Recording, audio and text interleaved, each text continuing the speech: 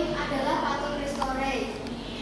Patung Cristo Rey juga disebut patung Kristus Raja. Patung ini diresmikan pada tanggal 15 Oktober 1996 oleh Presiden Soeharto, Presiden kedua Indonesia. Patung ini merupakan patung Kristus tertinggi kedua di dunia dengan ketinggian 27 meter setelah patung Christ dan Redeemer di Rio de Janeiro, Brazil yang tingginya 38 meter. Tapi mengapa 27 meter tidak dibulatkan menjadi 32 atau 25 meter? Karena ini menunjukkan bahwa Timor Leste adalah provinsi Indonesia ke-27. Pantai Pasir Putih. Namanya pasir putih karena warna pasirnya putih menyiram. Lokasinya pun tidak jauh dari Pantai Kristus. Di sini kalian bisa mandi dan menikmati keindahan pantai.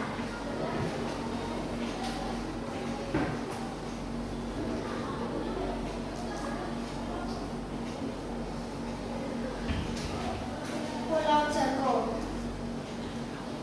Contoh ketiga adalah Pulau Jako. Pulau Jako merupakan pulau kecil yang berada di ujung Timor Leste. Tempatnya di distrik Lauteng.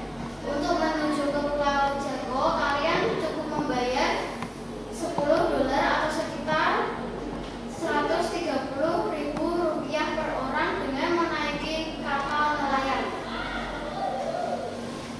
Luar biasa deh kalau kalian bisa mampir ke sini. Tempat benar-benar seperti mampir di dunia.